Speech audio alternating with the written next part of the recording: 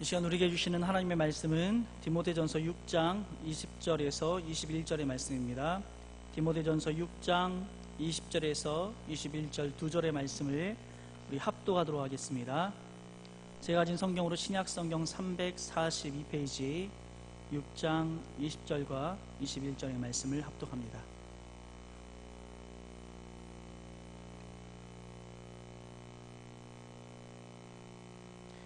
함께 읽겠습니다.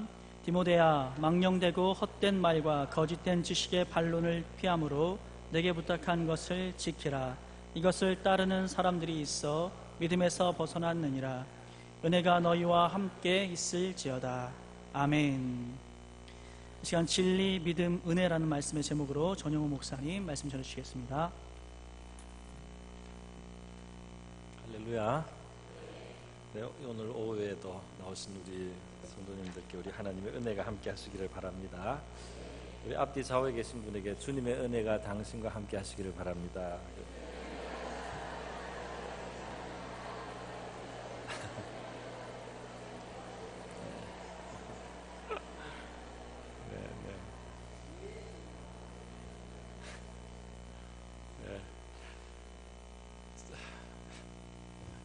제가 지난번에 외부 교회 가서 새벽에 특별 집회 했는데 인사를 시켰는데 잘 안 해요. 그래서 저는 잘할 줄 알고 시켰어요. 그런데 너무 안 해서 역시 우리 교회가 좋구나 다시 한번 느꼈어요. 제가 한번 기도하겠습니다. 고마우신 하나님 아버지 감사드립니다. 오늘 이렇게 주일 오후 또 복된 시간 우리에게 허락해 주시니 감사합니다. 하나님의 큰 사랑에 날개 그늘 아래 저희 모두를 품어주시고 그 사랑 안에 안식을 얻게 하옵소서. 이 시간 부족한 종 작은 양식 가지고 섰사오니 사랑하시는 이들을 위하여 취하시고 축사하셔서 풍성한 양식이 되게 하여 주시기를 간절히 원합니다. 고마우신 예수님의 귀하신 이름으로 기도드립니다.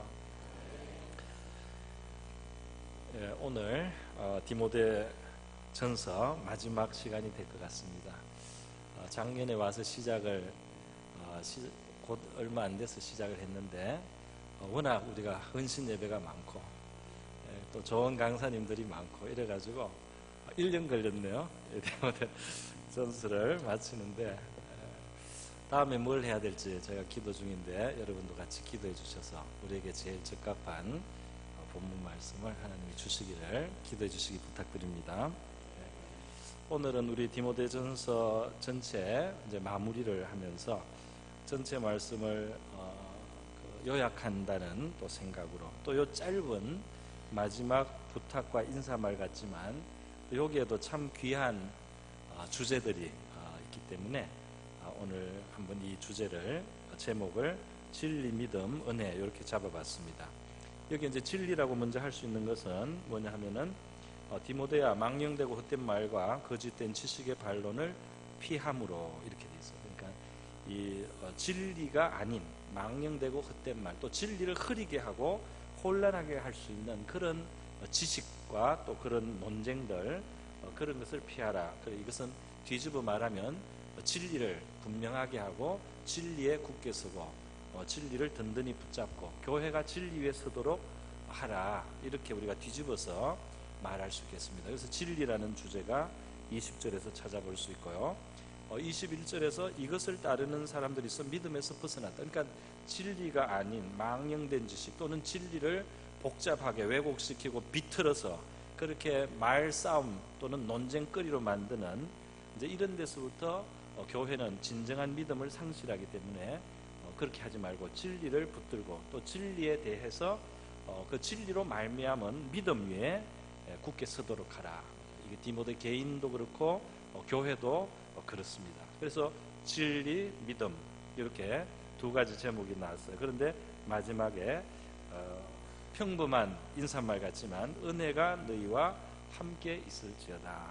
그래서 이 은혜가 함께 있기를 바라는, 또 은혜가 있었기 때문에 우리는 하나님 앞에 지금 나와 있고 또 예수 그리스도의 복음 안에 있고 디모데는 이런 편지를 받고 권면을 받고 그가 해야 될 일이 있고 그가 섬길 교회가 있다는 것, 이것이 하나님의 은혜인 줄 믿습니다. 저와 여러분도 선교교회가 있지 않습니까? 없어요. 선교교회가 있다는 거 맞아요. 이게 모든 것이 은혜인 줄 믿습니다. 네. 그래서 우리 신앙을 지금 이제 디모데전서를 시작할 때 제가 말씀을 드렸지만은 결국은 목회자에게 목회를 이렇게 하라는 교훈을 통해서 우리는 목회자에 대한 이해, 목사에 대한 이해도 가질 수 있고, 또 다른 면에서는 목회자가 이렇게 교회를 이루어 가야 되는구나, 그렇게 교회를 사역해야 된다. 그걸 통해서 이제 교회가 어떤 교회가 되는 것이 주님의 뜻이고 우리 교회 생활은 어떻게 해야 되겠다 하는 그런 중요한 교훈을 우리가 그런 시각을 통해서 이제 배운 것입니다.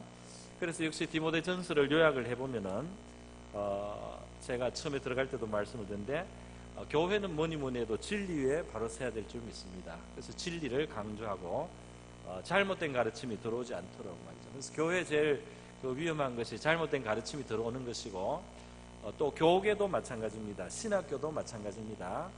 참된 그 진리에서 자꾸 벗어나서 신기한 이야기, 새로운 이야기 하는데 사람들이 귀를 기울이고 뭔가 이렇게 자꾸 이렇게 너무 지나치게 말이죠. 복잡한 이성을 너무 많이 동원해서 너무 많이 따지고 이렇게 하다 보면 원래 하나님이 주신 분명하고 알기 쉬운 그 진리를 우리가 놓쳐버리기가 쉽습니다. 우리에게 필요한 것은 이상한 희귀한 어떤 잘 몰랐던 이상한 지식이 아니고, 사실은 이미 예수 그리스도의 이 복음 자체가 얼마나 이미 심오하고 얼마나 이미 놀랍습니까? 하나님의 아들이 영원 전부터 계셨던 그분이 사람의 몸을 입고 이 땅을 오셨단 말이죠. 그리고 우리를 위한 그 희생의 자리에 서셔서 우리의 죄를 감당하시는 굉장히 신비롭고 신령한 일이 일어난 것입니다. 그리고 그분이 부활하심으로써 영원한 세계를 보여주셨고, 죽음보다 더 강하고 놀라운 세계가 있다는 것을 하나님이 보여주셨어요. 우리 앞에 기다리고 있는 부활의 세계에 대한 예고편을 하나님이 이미 보여주셨습니다. 이러한 지식들이 얼마나 심오하고 얼마나 신비롭고 얼마나 놀라운 일이냐, 이미 우리가 알고 있는 이 복음의 중심 내용이 얼마나 놀라운가 하는 것입니다. 하나님이 진정으로 사람이 되시고 정말 사람의 태를 통해서 성령으로 잉태하시고 말이죠. 그리고 또 그분이 성천하시고 그분이 하늘로부터 성령을 우리에게 보내주시고, 우리가 지금도 성령을 경험하면서 신앙생활을 할 수 있다는 것은 정말 이 신비와 우리가 연결이 돼 있고, 이 신비가 멀리 있는 막연한 신비가 아니고 오늘 우리 찬양에도 불렀지 않습니까? 성령이 계시네, 할렐루야 나와 함께 계시네. 이 험한 길을 걸으면서 우리가 항상 기뻐할 수 있는 것은 그 주님이 우리와 가까이 계시고 우리의 영혼 속에 연결되어 계시고 우리 안에 내주하시고 우리와 관계해 주신다는 이 놀라운 진리들이 있습니다. 할렐루야. 이런 놀라운 진리가 있는데 뭐 이상한 거를 자꾸 가지고 와가지고, 대표적인 것이 바로 이제 이단들이 이상한 비유풀이를 한다든지 계시록에 대해서 이상한 해석을 해가면서 그거를 모르면은 진리하고 진리에서 상당히 무지한 것처럼 이렇게 강조를 하는 이단들에 빠지는 분이 절대 없기를 바라고요. 바라고, 혹시 그쪽에서 파송돼서 오신 분 있으면 정신을 좀 차리시기 바랍니다. 그런 데서 파송돼 가지고 지금 여기서 작업을 하시고 있는 분이 없겠지만은 만에 하나라도 혹시라도 그런 게 조금이라도 있으면 좀 정신을 차리시기를 바라요. 이미 이 예수 그리스도의 복음은 신비롭습니다. 너무 심오합니다. 그 자체가 너무너무 심오한 거예요. 그렇지 않습니까? 그리고 우리의 삶의 비결, 승리의 비결, 축복의 비결이 그 아들이 간 길을 따라가면 된다는 거예요. 그 아들이 간 길을 따라가면서 우리가 놀라운 하나님과 교제를 하게 되고 또 그 아들과 우리가 밀착되는 신비한 은혜의 세계가 우리 앞에 있습니다. 있어요. 그런데 그런 정통한 길, 정로가 있는데 그 정로를 무시하고 다른 데서 뭔가를 솔깃한 것을 찾아보려고 하는 그런 것, 그리고 또 논쟁하기 좋아하고 따지기 좋아하는 이 시비를 가리기 좋아하는 인간의 죄성입니다. 그 정의를 말하는 사람들 중에 죄성으로 정의를 주장하는 사람들도 많아요. 왜냐하면 진리는 정의에 그치지 않습니다. 정의만 있으면 우리가 다 죽어야 돼요. 죄인들이 살 길이 없습니다. 그런데 진리는 정의가 있는데 정의 위에 사랑이 있고 은혜가 있습니다. 할렐루야. 그래서 진짜 진리는 이 정의 위에, 옳은 것 위에 사랑이 있고 은혜가 있었어요. 사람을 살려줍니다. 그런 이 세계를 우리가 가지고 있다는 거 얼마나 감사한지 몰라요. 그런데 여러분, 이 진리의 주제가 중요한 이유는 진리 자체로도 중요하지만 바로 이 진리를 믿음으로써 우리의 삶 속에 하나님의 역사가 말이죠, 어려운 말씀 죄송합니다, 액티베이트가 되는 거예요. 이것이 실제로 움직이는 거예요. 하나님의 그 능력이, 하나님의 어떤 역사가 실제로 일어나기 위해서는 하나님의 진리에 대해서 우리가 믿음으로 반응을 하고 믿음으로 그 진리를 받아들이고 믿음으로 그 진리 위해서 결단을 하거나 행동을 할 때 말이죠. 그때 우리가 하나님을 또 체험하게 되고 하나님의 역사를 경험하게 되는 줄 믿습니다. 진리가 있어요. 그래서 우리 신자들의 실패는 진리를 가지고 있으면서 진리 위에 서서 실천을 안 하기 때문에 많은 경우에 그 강력한 하나님의 역사를 우리가 많이 경험을 못하는 수가 있습니다. 그러니까 이 진리를 우리가 알고 이 진리를 붙들어서 그 믿는 대로, 그냥 그 믿는 대로 입각해서 우리가 행하면은, 그렇게 행하면은 우리 하나님의 세계, 은혜의 세계가 우리에게 넓게 열릴 줄 믿습니다. 이스라엘 백성들이 광야에서 나오고, 애굽에서 나오고 광야를 가고 가나안을 갈 때 그들은 이미 하나님에 대한 진리를 많이 받았습니다. 하나님이 어떤 분인지를 이미 그들은 알게 되었어요. 하나님이 많이 자기를 보여주신 겁니다. 그러면 그 진리를 붙들어야 되는 거죠. 하나님이 자기들의 세세한 형편과 사정을 살피고 있단 말이죠. 문제를 해결할 능력이 있다. 바로보다 더 하나님이 세다 말이지. 이런 많은 하나님이 이미 보여주신 그 진리를, 하나님이 원하시는 것이 무엇인지에 대해서 보여주신 것들을 그 백성이 굳게 붙들고 그게 입각해가지고 그들이 두려워하지 않고 떨지 않고 불평하지 않고 하나님께 그냥 필요하면은 기도하고 구하고 기다리고 하나님이 해결해 주실 것을 믿고 신뢰하고 그렇게 갔으면은 그들에게는 더 큰 평강이 있을 거고 더 많은 승리가 더 일찍부터 있었을 것입니다. 오늘 우리 신자들도 마찬가지예요. 주님에 대해서 여러분에게 깨달아지게 하는 또는 믿어지게 하는 하나님의 그런 진리들이 있는데 그거를 한번 흘려듣고 묻지 말고 그거를 꽉 붙들어서 그 위에 토대를 놓고 말이죠. 토대를 세워서 우리의 삶을 건축해 가면은 아름답고 견고한 인생이 세워질 줄 믿습니다. 하나님이 신실하다는 거 하나만 믿어도요. 그렇지 않습니까? 하나님이 안 들으시는 것 같지만 사실은 기도를 듣고 계신 게 진리입니다. 그렇지 않습니까? 기도가 금방 응답되는 것 같지는 않지만 하나님이 들었기 때문에 뭔가가 있는 거예요. 뭔가가 있어서 우리 마음에 평화가 오든지 우리가 구한 것이 때가 되면 응답이 되든지 그 다음에는 혹은 다른 방법으로 응답이 되든지 하나님의 선하심으로 리스판스가 이 하나님이 뭔가를 대답을 할 것이라는, 뭔가를 하나님이 반응을 하시고 뭔가를 결국은 하실 것이라는 그 살아계신 하나님이 살아계시다는 게 우리 제일 근본적인 진리 아닙니까? 살아계신 하나님께 구하면서 말이죠, 살아계신 하나님께 계속 나가고 살아계신 하나님이 그렇게 진실하다는데 내가 진심으로 진정으로 하나님께 나가는데 아무 일이 없겠습니까? 뭔가 하나님이 반응하실 거 아니에요. 그러니까 그런 진리 위에 우리가 서야 된다 이 말입니다. 하나님의 아들이 어떻게 영광을 받으셨는지 그 길을 따라오라고 진리의 길을 이미 보여주셨잖아요. 우리의 가는 길이 어떤 길이어야 되는지 말이지. 우리가 영광을 구하기 전에, 우리가 높아지기 전에 반드시 통과해야 되는 순종의 길이 있고 우리를 부인하는 길이 통과돼야 된다.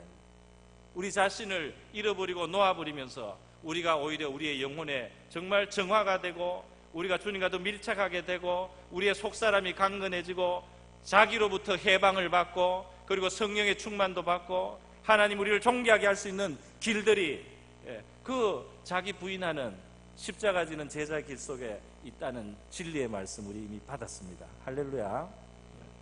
그래서 그런 길을 가면서 우리는 놀라운 은혜의 세계를 경험하는 거예요.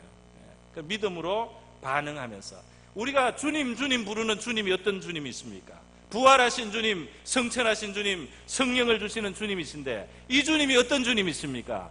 이 주님이 세상에서 제일 낮아지신 분 아니겠습니까? 우리가 주님 주님 부르는 그 영광의 주님은 이 세상에서 제일 비천한 자리에, 제일 멸시받는 자리에, 제일 처참한 자리에, 제일 억울한 자리에, 제일 정말 상한 자리에 가셨던 분 아닙니까? 그런 진리를 우리가 붙드는 겁니다.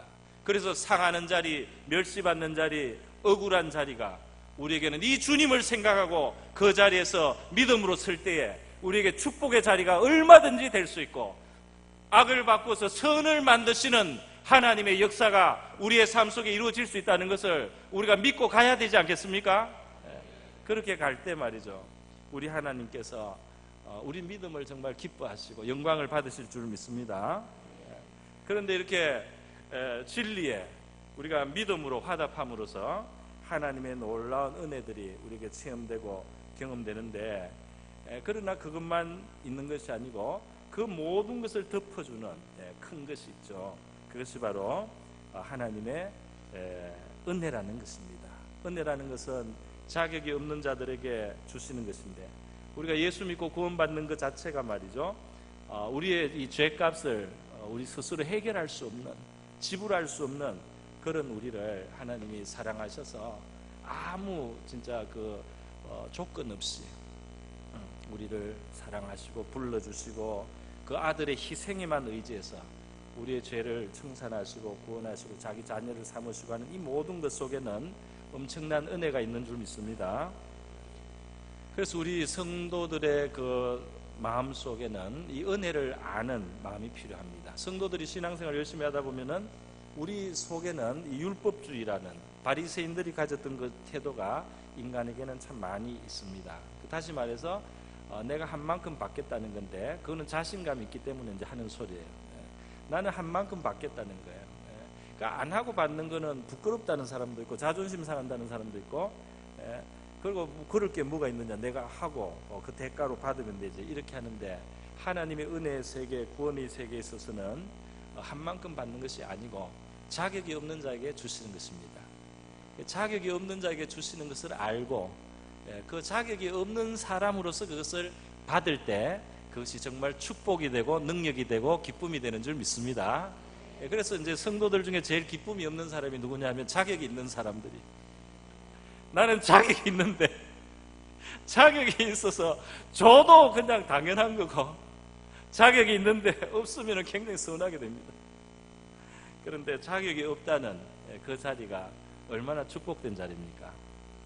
자격이 없는데 하나님께서 우리에게 주시고 기회를 주시고 섬기게 하시고 또 일을 이루어도 주시고 응답도 주시고 구원을 주시고 천국까지 주시고, 하나님의 아들을 주신 것은 하나님이 자기를 다 주신 겁니다. 할렐루야. 하나님이 자기를 우리에게 다 던지신 거예요. 그래서 하나님이 요구하시는 것이 어떨 때는 우리에게 좀 심하게 느껴집니다. 우리 인생을 다 바쳐야 될 것 같은 그런 느낌으로 어떨 때는 다가오지만은, 사랑하는 어떤 상대를 위해서 내가 모든 것을 다 바쳤을 때 이 사랑은 말이죠, 그 상대방에게도 마찬가지 사랑의 반응으로만 이 사랑이 위로를 받습니다. 그렇지 않습니까? 이 사랑은 나의 모든 것을 다 쏟은 이 사랑은 그 상대방도 모든 것으로 나에게 화답할 때만 이 사랑이 위로를 받는 거예요. 그 하나님의 우리를 향한 이 사랑이, 그 하나님의 마음의 그 안타까움이 해소되기 위해서는 우리도 다 모든 것으로 하나님께 나가야 될 줄 믿습니다.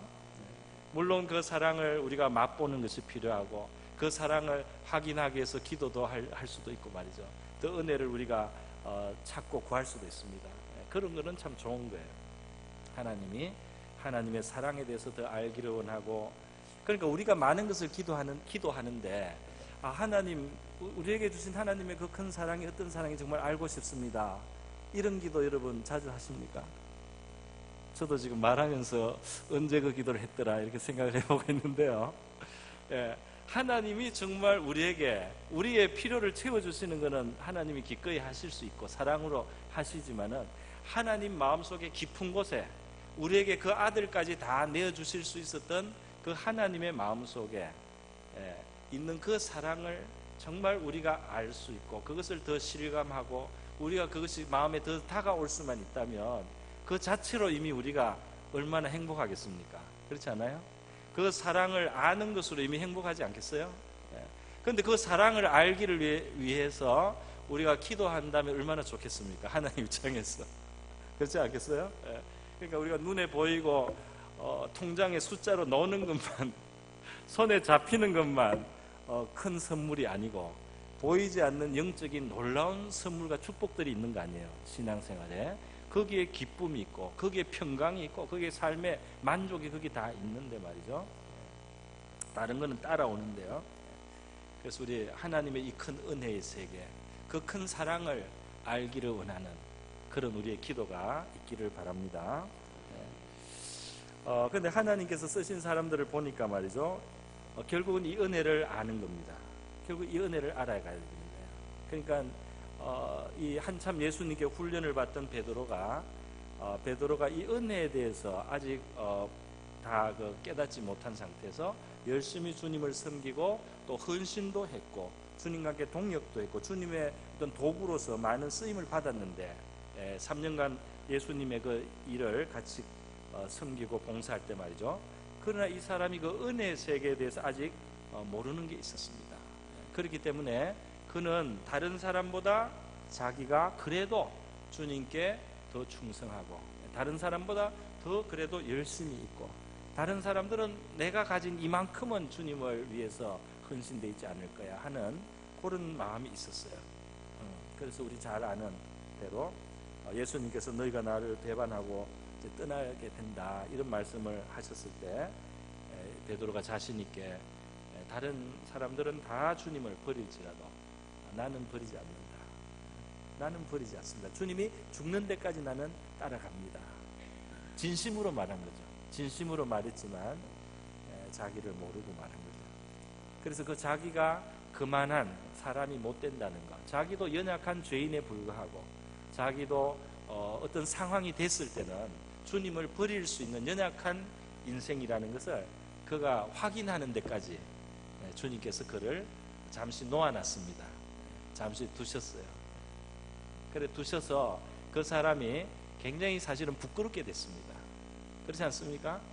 너 수제자고 그 믿음의 고백을 듣고 이 반석 위에 내가 교회를 세우겠다고 하고 이렇게 할 때는 진짜 베드로가 수제자 아니었습니까? 제일 최고예요. 다른 제자 아무도 안 하는 일을 베드로는 했잖아요. 그죠? 바다 위에도 섰잖아요. 다른 제자는 그 이후에도 안 섰습니다. 베드로는 바다 위에도 서보고 정말 기적을 경험하고 그랬지만은 그 사람이 아직 은혜를 몰라요. 그래서 은혜를 모를 때 어떤 일이 있습니까? 다른 사람 위에 자기를 높이게 되는 거예요. 다른 사람이 자기보다 밑으로 보이는 거예요. 은혜를 모르는 겁니다. 다른 사람이 아직도 내 밑으로 보여요. 나도 그 조건이었으면 그것밖에 안 됐을 텐데, 아니 그보다 못했을 텐데, 내가 뭐 있다면 하나님께 받은 게 더 있고 더 좋은 조건도 있어서 이만큼 된 거고 그렇게 생각하고, 그래서 이 은혜라는 것은 결국은 이 자격이 없는데 주시는 하나님의 사랑의 선물, 약한 자에게 더 베푸시는 하나님의 선물, 그런 것에 대해서 우리가 깨닫고 말이죠, 그런 것을 알아가야 돼요. 그래서 주님은 우리에게 항상 성공만 주실 수가 없습니다. 성공만 주실 수가 없어요. 실패를 안 주실래 안 주실 수가 없어요. 조금 성공을 연속으로 3번만 하면은 그 다음에 다른 사람을 사람 취급을 안 해. 신자 취급을 안 해. 무서운 사람들이 됩니다. 성령 충만해가지고 몇 번 성공을 하면 무서운 사람이 되는 수가 있어요. 그래서 주님이 실패자가 되도록, 네 믿음이 그거밖에 안 된다든지 내가 역시 죄인에 불과하구나 알도록 잠깐 줄을 잠깐 느슨하게 풀어줘가지고 자기 갈 길로 한번 가봐야 돼요. 베드로가 그렇고 사도 바울도 마찬가지예요. 사도 바울은 자기 신앙의 열심과 헌신과 또 많은 지식까지 가지고 결국 했다는 일이 진짜 진리의 정체가 나타났을 때 그 진리의 교회를 깨부수고 핍박하는, 정말 메시아가 나타났는데 메시아에게 핍박하는, 메시아를 대적하는 하나님의 진리의 원수, 하나님의 구원의 원수가 되는 그런 자기 자신을 발견하도록 하나님이 내버려 뒀어요. 초반에 교회를 핍박하다가 나중에 사도 바울이 자기가 잘못한 것을 깨닫고 그 다음부터는 참 얼굴을 들 수가 없습니다. 고린도전서 15장 9절에 보면 사도 바울이 그의 초기에 자기의 사도권을 변호하지 않을 수가 없었어요. 하나님이 사람을 성장시키고 또 쓰시기 위해서 말이죠. 하시는 여러 가지 일들이 있는데 그 중에 하나가 상당히 거북한 자리에 두는 겁니다. 정말 거북한 자리에 둬서 사람이 이제 깨어져요. 사람이 자기가 연단을 받고 그 풀이 죽습니다. 부드러워집니다. 마음이 넓어지기도 하고 겸손해지기도 합니다. 사도 바울이 말이죠. 예수님이 사도 바울을 예수님 십자가에 달리고 나서 부활하신 이후에 사도 바울을 불러서 사도로 임명을 해버렸어요. 이방인의 사도로 임명을 했어요. 그런데 예수님이 살아생전에 그 12명의 사도가 있지 않았습니까? 사도가 있잖아요. 그런데 이 사도 바울이 자기가 예수님을 만났고 예수님이 자기를 사도로 임명했으니까 자기가 사도라고 안 할 수가 없어요. 그러나 다른 사람이 보면 어떻습니까? 다른 사람이 보면 어떠냐면 교회를 실컷 핍박했던 사람이 나중에 나타나서 자기를 사도로 하는 거예요. 이 가당치 않지 않습니까? 얼마나 욕을 먹겠습니까? 얼마나 뻔뻔하다고 생각하겠습니까? 저 주장을 한다는 것은 정말 인간이 아니다 말이죠. 정말 건방진 녀석이다. 이 건방진 사람이 자기를 사도라고 감히. 그런데 사도 바울은 예수님이 자기를 그렇게 임명을 해놨어요. 그래가지고 사도로 하고 나가야지 자기는 진실하고 정직한 거예요. 그러니까 나는 사도다. 이방인을 위해서 내가 사도로 부름받았다. 이렇게 말을 하면은 많은 사람들이 정말 두껍다 말이죠. 교회를 그렇게 핍박을 해놓고는 예수님이 3년 반 동안 다른 제자들하고 할 때는 한 자리에 그 자리에 없었는데 거기에 교육 하나도 안 받아놓고 그리고 나서 지금 이 사도라고 한다는 것이 이것이 정말 이 사람이 정말 주제 넘어도 한참 넘지 않냐 말이지. 이렇게 돼서 욕먹는 자리입니다. 그 굉장히 거북한 자리에 거기에 사도 바울을 딱 두신 거예요. 이 사람은 과거에 말이죠. 모든 것을 많이 갖추고 세상적으로 어떤 능력이나 실력이나 자격, 로마 시민권, 학문적인 거 무슨 부족한 게 없는 사람이에요. 그러니까 모든 게 당당했어요. 모든 게 당당하고 말이죠. 모든 게 그냥 다 사람들한테 그냥 먹혀드는 사람이었어요. 그런데 주님께서 정말 먹히기 어려운 자리에 딱 두신 겁니다. 정말 사람들이 안 받아주는 그 자리에 서가지고 정말 뻔뻔한 사람 취급을 당해야 되는 그 자리에 딱 두셔가지고 사도 바울이 그 압박 속에서 말이죠. 그 저항 속에서 그 거스림 속에서 견디면서 일하는 가운데 그의 자아가 깨어지게 하신 거예요. 할렐루야. 참 묘하지 않습니까? 주님께서 역사하실 때요.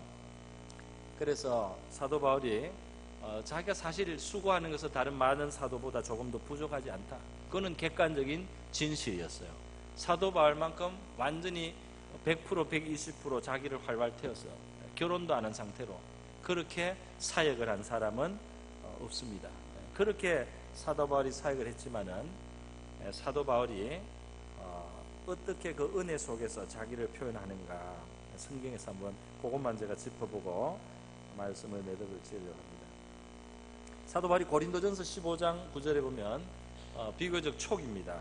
초기에 그가 이렇게 자기를 말하고 있는 걸 볼 수 있어요. 나는 사도 중에 지극히 작은 자라 그렇게 말했어요. 교회를 핍박하였기 때문에 정말 사도라고 불리기에 부족한 정말 사도 중에 나는 작은 자다 그랬습니다. 사실은 사도 중에 일을 제일 많이 했는데 사도 중에 제일 일을 많이 하고 남긴 것도 제일 많아요. 성경도 제일 많고 영향도 아마 제일 큰 겁니다. 그런데 나는 사도 중에 지극히 작은 자라 이렇게 했을 때 진심으로 한 말인 줄 믿습니다. 정말 나는 자격이 없다. 나는 사도 중에 정말 주님이 사도라고 했으니까 사도지. 나는 사도 중에 정말 제일 꼬타리 있단 말이죠. 이렇게 했습니다. 그런데 이제 좀 세월이 더 지나서 그가 에베소서를 쓸 때 한참일 때 에베소 3장 8절에 사도 바울이 이렇게 말합니다. 모든 성도 중에 지극히 작은 자보다 더 작은 나에게 이 은혜를 주셨다. 그래서 이제 사도란 말 안 쓰고 여기서는 그냥 성도들인데 성도들 중에도 내가 작은 자다. 그렇게 말했어요. 이 바울이라는 말이 파울로스라는 이 말이 뭐 라틴어의 뿌리가 있다고도 하는데요. 뭐 작다는 뜻이라고 그래요. 작다는 뜻. 옛날에 어떤 목사님이 그 재밌는 이야기를 하시더라고요. 어느 날 목사님이 없는 가운데서 이 교회에서 집사님이 한 분이 나오셔서 설교를 하셨는데 바울의 이름이 정확히 생각이 안 나는 거예요. 그래서 대략 생각했는데 생각나는 게 방울이었어요. 그래서 이제 설교 시간에 내내 방울이가 이제 배를 탔습니다. 방울이가 기도를 했습니다. 방울이가 뭘 했습니다. 방울이가 어땠습니다. 방울이가 어땠습니다. 이렇게 계속 방울을 말했다는 거예요. 그런데도 은혜를 많이 받았다는 거예요. 아마 방울이 느낌이 조만한 방울. 그래서 성도들 은혜를 많이 받았다. 바울이든 방울이든 작은 자를 통해서 우리 하나님 많은 은혜를 주시는 줄 믿습니다. 그런데 그것이 중기라면은 바울이 제일 마지막에 말기에 쓴 것이 디모데전서 후서에 죽기 전에 감옥에서 최후의 마지막 시간에 쓴 편지인데요. 우리 이미 봤습니다. 디모데전서 1장 15절에 나는 죄수 중에 괴수라 그렇게 표현이 되어 있죠. 네, 1장 15절입니다. 미쁘다 모든 사람이 받을 만한 이 말이여 그리스도 예수께서 죄인을 구원하시려고 세상에 임하셨다 하였도다. 죄인 중에 내가 괴수니라. 내가 큰 죄인 중에 제일 대표급이다. 내가 제일 우두머리 죄인이다. 그렇게 말했어요. 그렇게 바리새인으로 경건하게 살았지만 겉으로는 세상에서 경건하다고 봤지만 그것이 정말 불경건한 하나님 앞에서는 정말 죄인의 부끄러운 모습이었다는 것을 깨달았습니다. 과거에 자기가 다른 사람들 앞에 다른 사람보다 더 경건하다고 생각하고 그리고 하나님을 열심히 섬긴다고 생각하는 바로 그 모습이 얼마나 하나님과 멀고 얼마나 어리석고 얼마나 참 비참한 얼마나 부끄러운 죄인인지를 그가 갈수록 더 생각했던 것 같습니다. 그리고 아마 그가 살아가면서도 물론 성령이 충만한 사도였지만 참 천국 가기 전까지는 우리 안에 있는 아마 죄를 보고 하나님 앞에 회개할 것이 있지 않겠습니까? 그렇게 자기의 깊은 죄인으로서의 모습을 주님 앞에 고백하는 것을 볼 수 있어요. 그래서 오늘 우리 디모데전서를 마무리하면서요. 결국 교회는 진리 위에 세워져야 되고 진리는 믿음으로써 우리가 화답하며 하나님의 역사가 이루어진다고 말씀을 생각해 봤습니다. 그리고 이 모든 것을 우리가 바르게 바른 교회 바른 성도의 신앙생활 거기에는 나의 공로로 무엇을 받는다는 나의 한 만큼 무슨 대가가 있다는 그런 자세가 아닌 오직 하나님의 은혜로 자격이 없는 자에게 주신다는 그 깨달음이 우리에게 필요한 줄 믿습니다. 그것이 우리를 더 깊은 은혜의 세계로 인도할 줄 믿습니다. 우리 오늘 한번 찬송을 복음송을 하나 불러보겠습니다. 제가 여기에 주제가 좀 맞는 복음송이 하나